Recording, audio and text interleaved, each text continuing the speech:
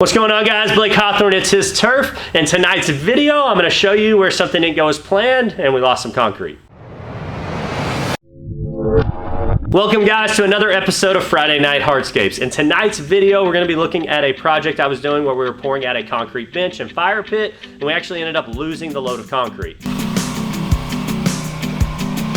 So to understand more so of how we lost this load of concrete, we really got to go all the way back to when it was being batched. So when the concrete was being batched, I ordered this concrete out at a 4. The guy actually brought it out to me at a 3, and this is the slump of the concrete. This is how wet it is. So whenever you order your concrete, you tell them at what slump you would like it, and then that determines how wet the concrete is. Another thing to keep in mind is the drive from the concrete plant to the job site. This project just happened to be 45 minutes from the concrete plant, so it took them quite a while to get up there to our job site. Another thing to keep in mind is the weather. On this day specifically, heat index was like 111 degrees, and we poured midday. All of these factors coming into this is what caused us to have what we call a hot mix.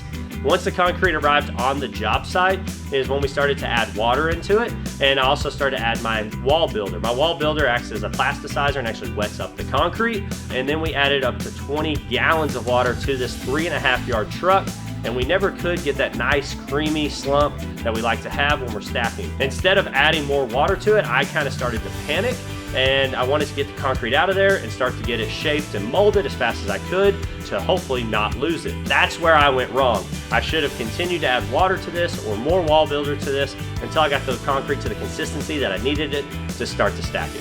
So as this concrete was coming down and we were dumping it where we were going to be stacking it, it was absolutely too dry. And so what happens is that concrete sits out there against the elements, the wind and the sun, and the moisture starts to get pulled from it. Fortunately, I'm able to get it stacked, get our wall finish on it, and get it slicked up.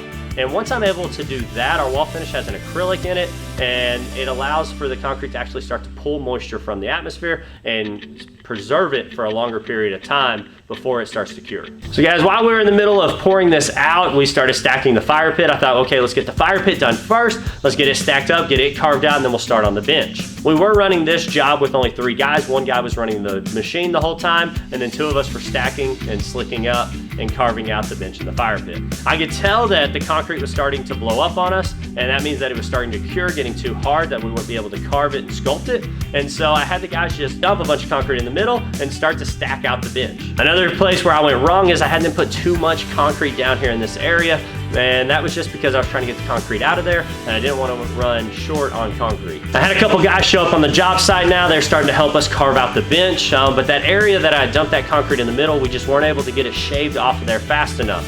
And that's when we really started to lose this load and things started to go downhill in a hurry.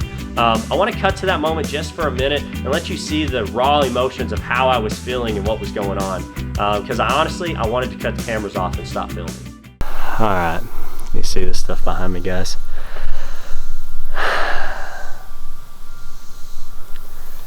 This pile of mud we lost. Heat index is 111.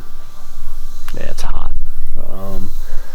There's not enough shade, artificial shade, to make a difference, and I thought I could pull it off, man.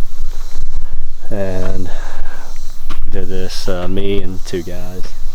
We had to buggy the whole thing, so just 2 of us down here stacking, laying it out. We added 20 gallons of water. We couldn't get the concrete wet enough.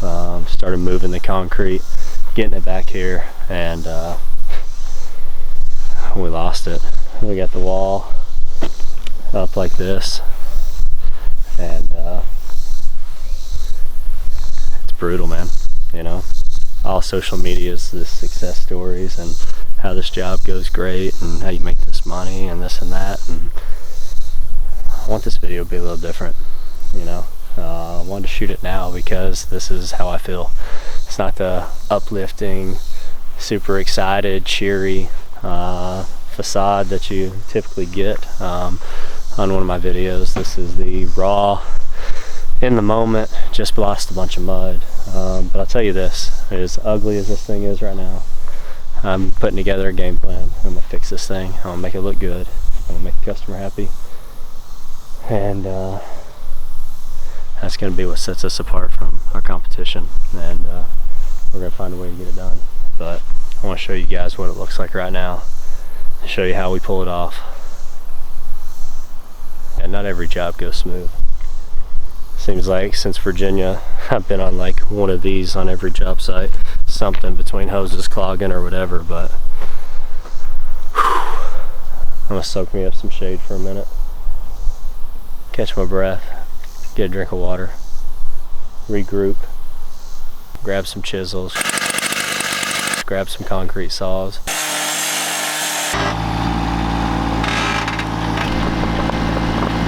Grab some sledgehammers. Just start fixing this thing.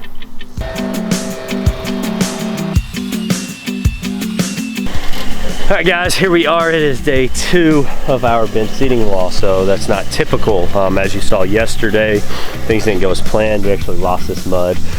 Little better spirits to just come to a better grasp of what's happened and just accepted it. So what we're going to do today is we brought out some type S mortar mix. We're mixing that up. We're mixing it in with our G2, and we're going to skim coat this whole entire wall and start to carve it out.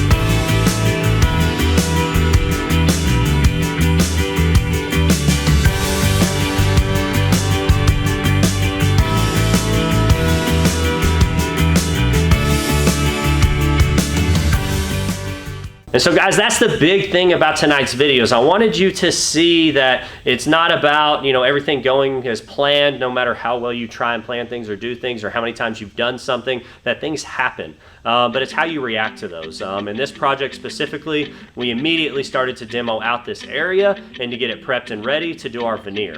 We were able to come in and veneer this the next day and have it ready for color, show up on day 3, have it colored and have it finished up. And then that's what speaks volumes to the customer. It's how you react and you handle a situation like that and get them the finished product that you've promised them without having to demo it out, or in some cases demo it out quickly and not drag it out and have it finished out. All right guys, tonight's video was a little bit different, but I wanted you to see the real things that happen out there in the field. If you follow us on Instagram, you probably saw that thing happening as it was happening. And guys, I just encourage you that if you aren't, to head over to our Instagram, check it out, and stay engaged with us on a daily basis. If nothing else, I hope that you found tonight's video encouraging. Maybe it taught you a few tips or tricks if you're doing stonemakers or other type of concrete on how to be able to react. And guys, just thank you so much for taking the time to watch this video.